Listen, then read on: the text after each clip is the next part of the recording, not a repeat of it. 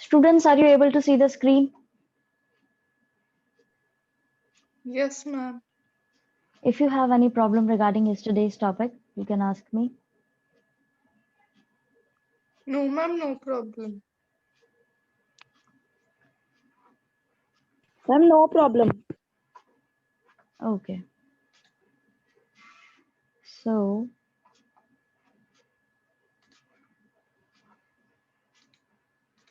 okay. So I think we have completed this para also.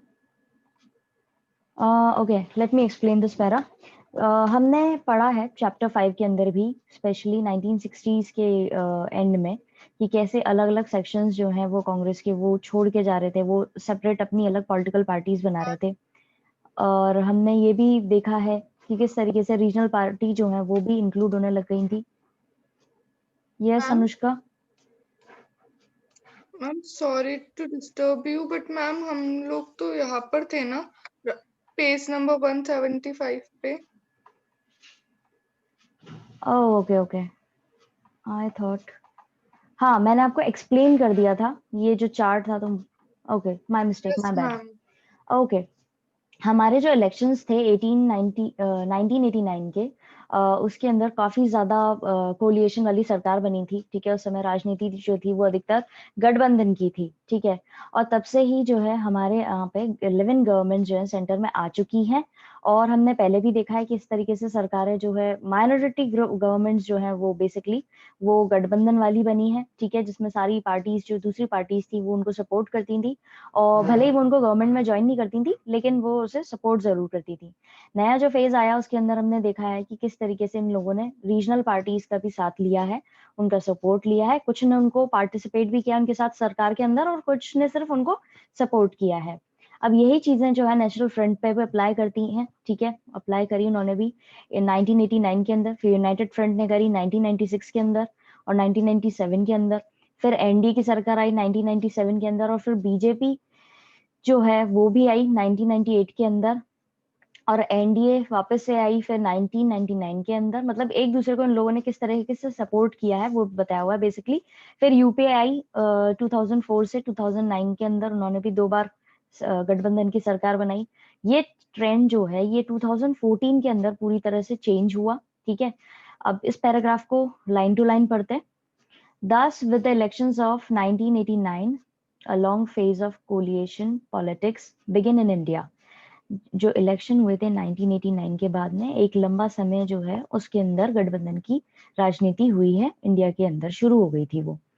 Since then, there have been 11 governments at the center, all of which have either been coalition governments or minority governments supported by other parties which did not join the government. अब तब से ही जो है 11 सरकारें बनी हैं centre की, जहां पर अधिकतर गठबंधन की सरकार बनी है या फिर माइनॉरिटी गवर्नमेंट जो है वो बनी है जिसमें सपोर्ट किया गया है उनको दूसरी पार्टीज ने। ठीक है, और जिन्होंने सरकार ज्वाइन नहीं करी लेकिन उनको सपोर्ट पूरा दिया।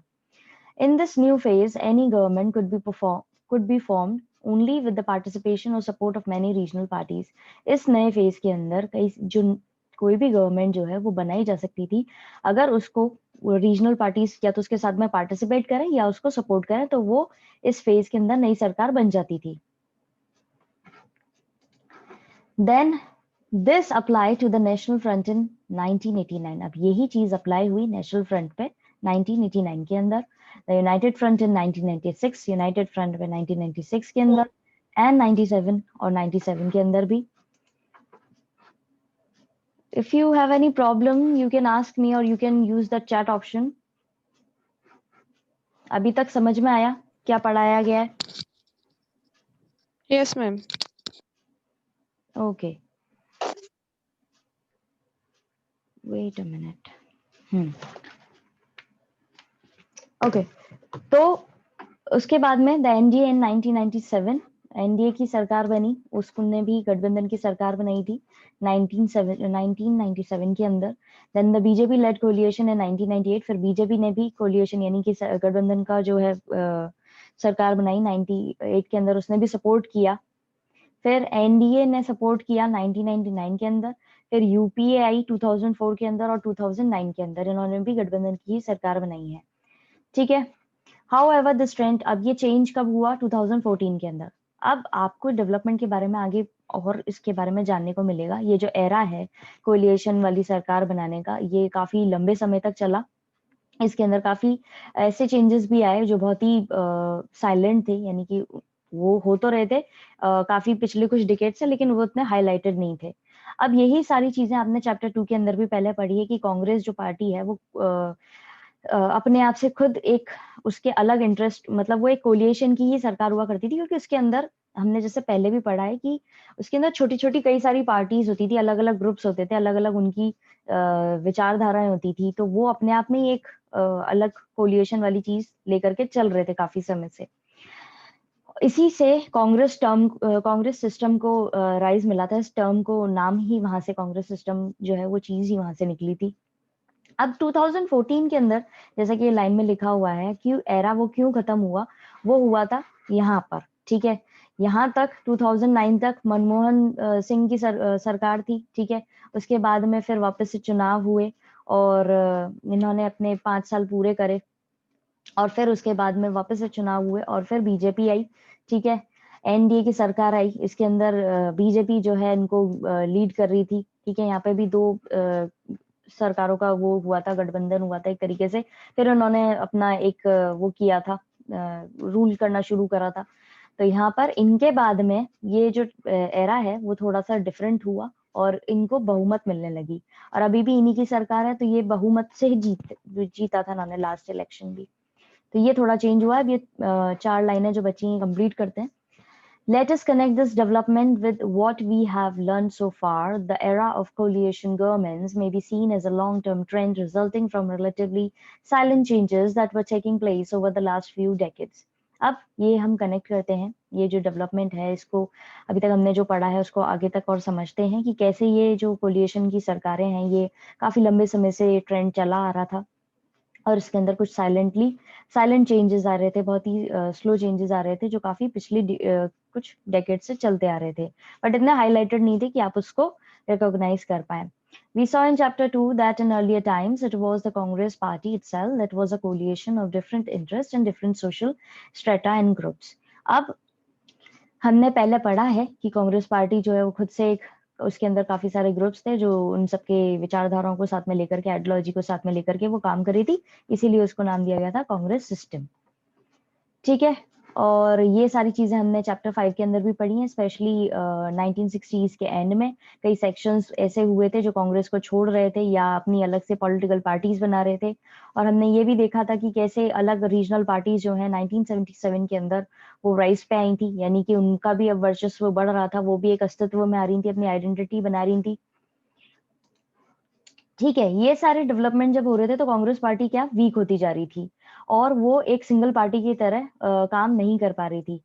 ठीक है, किसी एक पर्टिकुलर पार्टी को रिप्लेस नहीं कर पा रहे थे वो लोग, मतलब सिंगल पार्टी जो कांग्रेस है उसको रिप्लेस नहीं कर पा रहे थे, क्योंकि भले ही उसके अंदर से अलग अलग पार्टीज हो रही हैं, लेकिन वो काफी समय से उनका एक एरा रहा है, इस वजह से कि उसको पूरी तरीके से आप हटा नहीं सकते हो। ठीक है, क्योंकि वो पार्टी पिछले काफी समय से रूल करी है आपके देश के ऊपर, तो उसका मतलब ये नहीं कि अभी उसकी वो कंडीशन सही नहीं था, आप उसको एकदम पूरी तरीके से हटा नहीं सकते हो। ठीक है, ये चीज यहाँ पे बेसिकली बोली गई है। We also saw in chapter 5 that especially since the late 1960s, various sections had been leaving the Congress fold and forming separate political parties of their own. We also noted the rise of many regional parties in the period after 1977. While these developments weakened the Congress party, they did not enable any single party to replace the Congress. Chapter 5 के अंदर भी ये सारी चीजें देखी है, 1960s में अलग अलग पार्टियां हो रही हैं, कांग्रेस से निकल रही हैं अलग पार्टियां या खुद की पार्टी सेपरेट पार्टीज बना रही हैं, और ये सारी रीजनल पार्टीज जो है वो भी एक एग्जिस्टेंस में आ रही है 1977 के पीरियड के बाद में। और ये सारे डेवलपमेंट जो हो रहे थे इससे कांग्रेस पार्टी कमजोर हो रही थी, लेकिन अभी भी कोई ऐसी सिंगल पार्टी नहीं आई थी जो उसको रिप्लेस कर सके। अभी तक किसी को कोई दिक्कत? No ma'am, no problem. Okay, अब पॉलिटिकल राइज हुआ ऑफ अदर बैकवर्ड क्लासेस, जो दूसरी बैकवर्ड क्लासेस थी उनका पॉलिटिकल राइज कैसे हुआ, मतलब कि वो राजनीति में उनका कैसे एक उनकी एग्जिस्टेंस आई, उनकी आइडेंटिटी मिली और उसके बेसिस पे किस तरह राजनीति हुई, वो आपको इस टॉपिक के अंदर देखने को मिलेगा।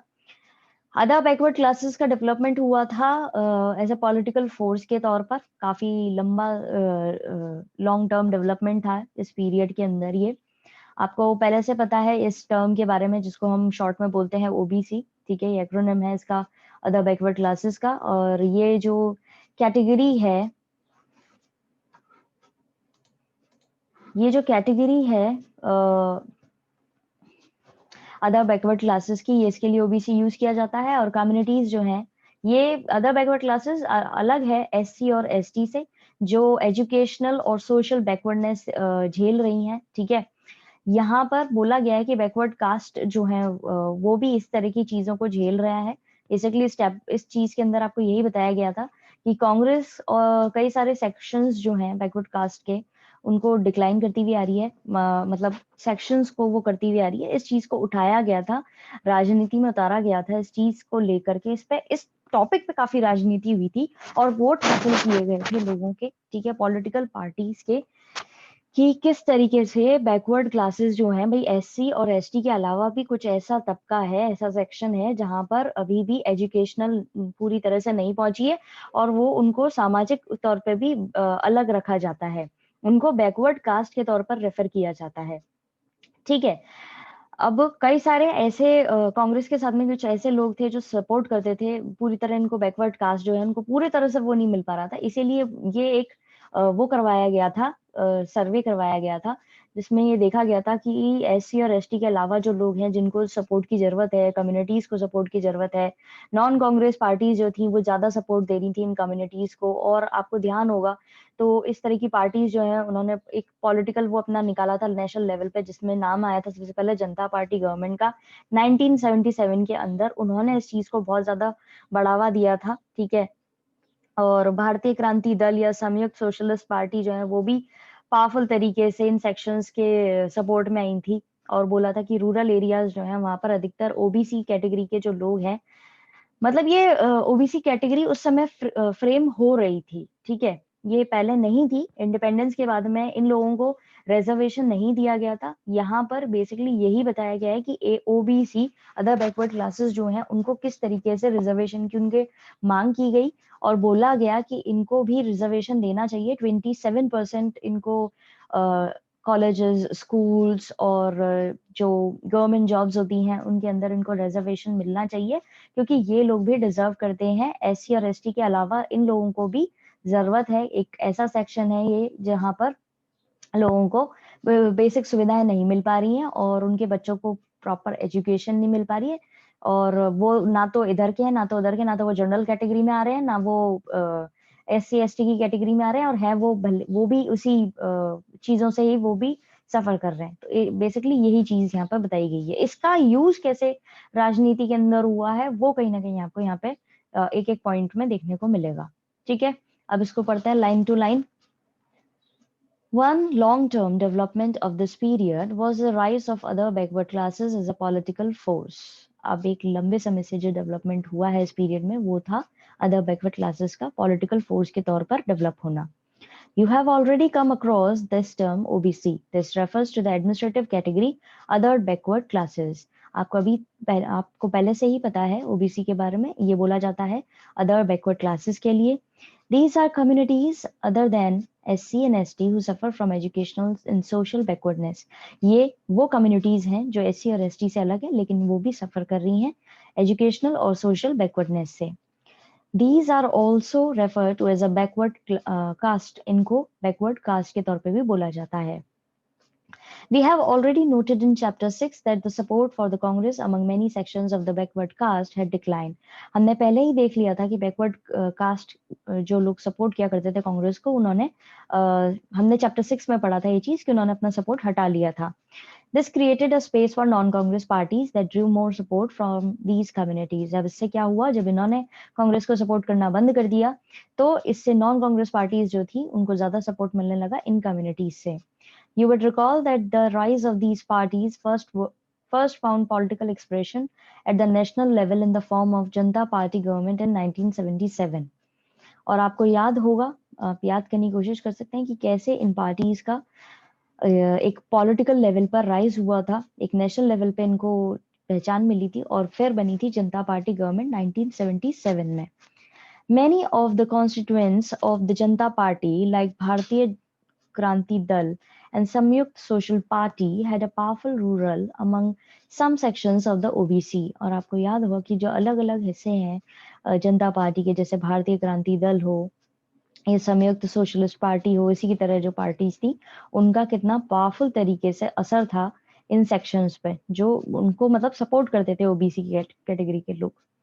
ठीक है, इस पैराग्राफ के अंदर किसी को कोई दिक्कत?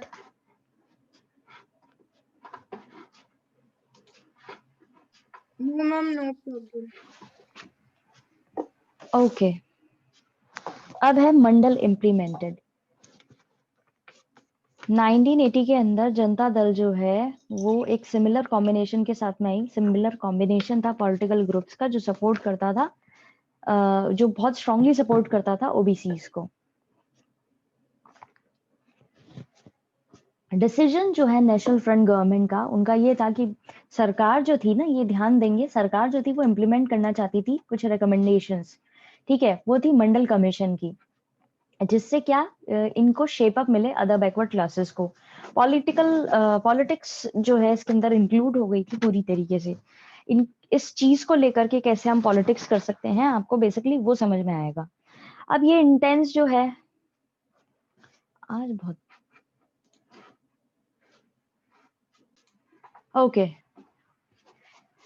अब एक इंटेंस नेशनल लेवल पे डिबेट हुआ. कुछ लोग इसके सपोर्ट में थे, कुछ लोग इसके अगेंस्ट में थे रिजर्वेशन को लेकर के, कि इन लोगों को भी जॉब्स में रिजर्वेशन मिलना चाहिए.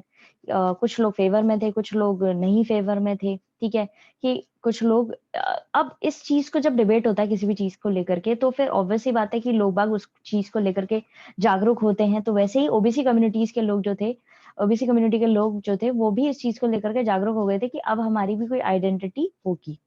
ठीक है, एज इन पॉलिटिकल लेवल पे हमें कोई आइडेंटिटी दी जा रही है. ठीक है, अब इससे क्या हुआ, जो ग्रुप इनको सपोर्ट कर रहे थे वो तो ठीक है, और जो नहीं कर रहे थे, जो इनके अगेंस्ट में थे, उन्होंने अपना एजिटेशन दिखाया. ठीक है, और उन्होंने अपना गुस्सा दिखाया और वो प्रोटेस्ट करने लगे, और काफी ज्यादा चीजें वर्स्ट भी हुई उस समय में. तो ये जो पीरियड था, इसमें कई पार्टीज जो हैं वो बेटर अपॉर्चुनिटीज डिमांड कर रही थी ओबीसी कैटेगरी के लोगों के लिए एजुकेशन और एम्प्लॉयमेंट में. और वो ये क्वेश्चन भी उठा रहे थे कि भाई सारी पावर जो है वो उनके साथ में भी इंजॉय करनी चाहिए, मतलब ओबीसी जो है उनको भी कुछ पावर दी जानी चाहिए. यही पार्टीज जो हैं ये ओबीसीज को लेकर के मतलब क्लेम करती आ रही हैं. एक लार्ज सेगमेंट जो है इंडियन सोसाइटी का, वो ये कह रही हैं कि ये इंडियन सोसाइटी के अंदर ओबीसी कैटेगरी के लोग काफी ज्यादा हैं. ठीक है, और इनको एक एडिकेट रिप्रेजेंटेशन मिलना चाहिए एडमिनिस्ट्रेशन के अंदर भी, और इनको कुछ पॉलिटिकल पावर भी मिलनी चाहिए. ये बेसिकली इनका पॉइंट था. ठीक है, अब इसको पढ़ते हैं. In 1980s, the Janata Dal brought together a similar combination of political groups with strong support among the OBCs. 1980s के दौर में जनता दल जो है वो लेकर के आई सिमिलर कॉम्बिनेशन पॉलिटिकल ग्रुप्स का जो सपोर्ट करते थे ओबीसीज को. The decision of National Front government to implement the recommendations of Mandal Commission further helped in shaping the politics of other backward classes. अब ये जो डिसीजन था नेशनल फ्रंट गवर्नमेंट का, एनएफ की गवर्नमेंट थी तब तब वो चाह रहे थे इस तरह के रिकमेंडेशंस को इम्प्लीमेंट करना, लागू करना. ठीक है, मंडल कमीशन नाम दिया गया था इस चीज को. Further help in shaping the politics of other backward classes. अब मंडल कमीशन को अगर वो इम्प्लीमेंट कर देते तो उससे अदर बैकवर्ड क्लासेस जो है उनको कुछ राजनीति में भी पार्ट मिलनी होनी थी, मतलब कि उनको पावर्स मिल जानी थी. The intense national debate for and against a reservation in jobs made people from OBC communities more aware of this identity. अब ये जो एक बहुत अच्छे लेवल पर नेशनल डिबेट जो चल रहा था कि इनको रिजर्वेशन मिलना चाहिए जॉब्स के अंदर ओबीसी कम्युनिटी के लोगों को उनमें, और जो नहीं चाहते थे कि नहीं इनको रिजर्वेशन नहीं मिलना चाहिए, उसको लेकर के ओबीसी कम्युनिटी के लोग जागरूक हुए कि हाँ उनकी भी कोई पहचान है. Thus it helped those who wanted to mobilize these groups in politics. अब इससे उन लोगों को मदद मिली जो चाहते थे कि इस तरह के ग्रुप्स को भी राजनीति में उतारा जा सके. This period saw the emergence of many parties that sought better opportunities for OBCs in education and employment. इससे उन लोगों को सपोर्ट मिला. इन लोगों को ये वो पीरियड है जिसमें कई सारी पार्टीज जो हैं वो इमर्ज हुई एक तरीके से, जो डिमांड कर रही थी बेहतर मौकों का, ठीक है, एजुकेशन और एम्प्लॉयमेंट के कॉन्टेक्ट से देखा जाए तो. और वो ये भी डिमांड कर रही थी कि कैसे इन पार्टीज को अब एक पावर मिलनी चाहिए, है ना. Also raise the question of share of power enjoyed by the OBCs. इनको एक राजनीति के अंदर भी, एडमिनिस्ट्रेटिव डिपार्टमेंट में भी इनको पावर मिलनी चाहिए. ठीक है, दैट्स इट फॉर टुडे. आज हम इतना ही पढ़ेंगे. Please Kanjar up your problem for tomorrow session on, I think this is the last class. We'll meet on Monday and we'll sort out your problems on Monday. Okay? Ma'am? Yes.